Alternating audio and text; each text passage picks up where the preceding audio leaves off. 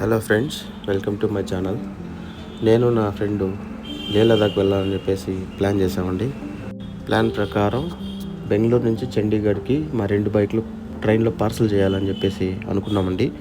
So ఈ వీడియోలో మా బైక్స్ని మేము ఎలా కొరియర్ చేస్తాం, అలాగే కొరియర్ చేయాలంటే ఏ డీటెయిల్స్ కావాలి అనే ఇన్ఫర్మేషన్ ఈ వీడియోలో మీతో షేర్ చేస్తానండి. మా 2 టూ వీలర్ని వాటర్ వాష్ చేసి పూజతో మొదలెట్టాం. మా ఫ్రెండు మంచి పూజారి, వాడికి దేవుడి మీద చాలా నమ్మకం, అందుకనే వాడితోనే నేను పూజ మొదలెట్టించాము. సో 2 బండికి పూజ మొదలెట్టి దిష్టికాయ తీసేసి దిష్టి కొట్టేసి, సో మా దగ్గరలో ఉన్న SMVB అంటే ఇంతకుముందు దాని పేరు కంటోన్మెంట్, బెంగళూరు కంటోన్మెంట్ అని ఉండేదండి. ఇప్పుడు SMVBగా రీనేమ్ చేశారు. సో అక్కడ నుంచి మాకు కొరియర్ చేయడానికి మాకు చాలా కన్వీనియంట్గా ఉందండి. సో మేమైతే ఎర్లీ మార్నింగ్ మేము రైల్వే స్టేషన్ అయితే ఇద్దరు రీచ్ అయిపోయాం. రీచ్ అయ్యాక అక్కడ పార్సల్ ఆఫీస్ అని ఒకటి ఉంటుందండి. ఎస్పెషల్లీ మీరు పార్సల్ చేస్తున్నారు కనుక మీ పార్సల్ ఆఫీస్ ఉన్న రైల్వే స్టేషన్కి వెళ్ళండి.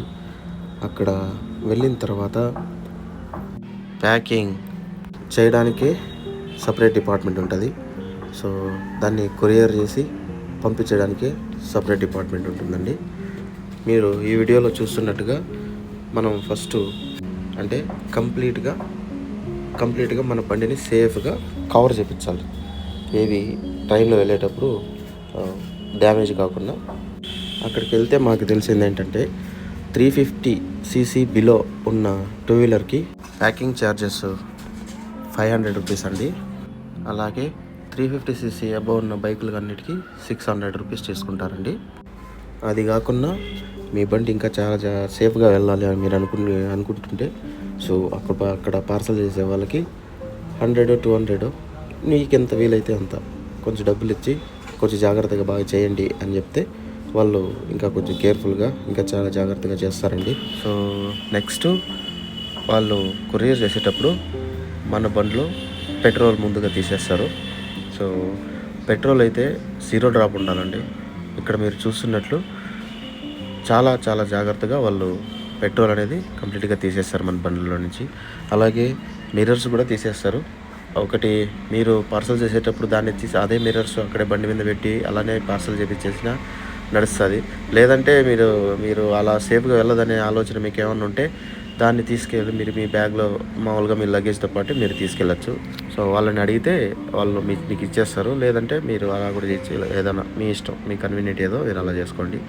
సో పెట్రోల్ అయితే కనుక కంప్లీట్గా నిల్ చేస్తున్నారు చూడండి భయ్య. చాలా కష్టపడ్డాడు పాపం. నేనైతే రిజర్వ్లోనే తెచ్చాను. నాకైతే ఇంకా 40 కిలోమీటర్స్ చూపించింది. 40 కిలోమీటర్స్ అంటే ఇంకా నా బండిలో ఉంటుంది తెలుసు మనకి, మినిమం అనే ఒక 1.5 లీటర్ ఉంటుంది అనుకున్నాను. కాకపోతే 2 లీటర్ పైనే ఉందండి. ఇంకా భయ్య ప్యాక్ చేయడం మొదలెట్టాడు. ఇక్కడ నుంచి మీరే చూడండి ఎలా ప్యాక్ చేస్తాడు.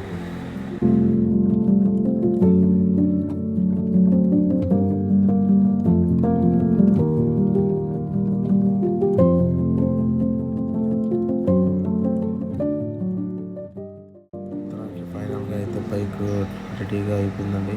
బాగానే పార్సల్ చేశారు.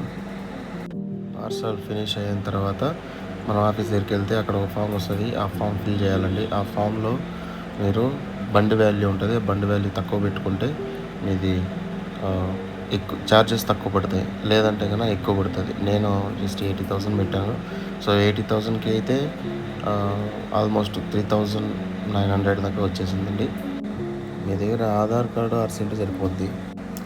ఇంకా ఆఫీసర్ వాళ్ళు ఫిల్ చేసి సైన్ చేస్తారండి. సైన్ చేసిన తర్వాత మీరు పేమెంట్ కంప్లీట్ చేస్తే సో మీ మొత్తానికి బండ్లు అయితే రెడీ అయిపోయినాయి, పార్సల్కి రెడీ అయిపోయినాయి. భువనేశ్వర్ కొరియర్ చేస్తే అంత అయిందండి. సో మేము యాక్చువల్లీ భువనేశ్వర్ ఎందుకంటే వెదర్ చాలా బ్యాడ్గా ఉంది. మనాలిలో లేలో ల్యాండ్ స్లైడ్స్ ఎక్కువ అవుతున్నాయి. సో దానివల్ల మేము ప్లాన్ A చూద్దాం, ఇంకో ప్లాన్ B చేసుకున్నాం, అది భువనేశ్వర్. సో భువనేశ్వర్కి వెళ్ళిన తర్వాత అన్నీ బాగుంటే ప్లాన్ A కొడతాం, లేదంటే భువనేశ్వర్ నుంచి కోస్టల్ రైడ్ కొడతాం. సో ఏది చేస్తాం అనేది నెక్స్ట్ వీడియోలో వస్తుందండి. థ్యాంక్స్ ఫర్ వాచింగ్ అండి. See you on next video.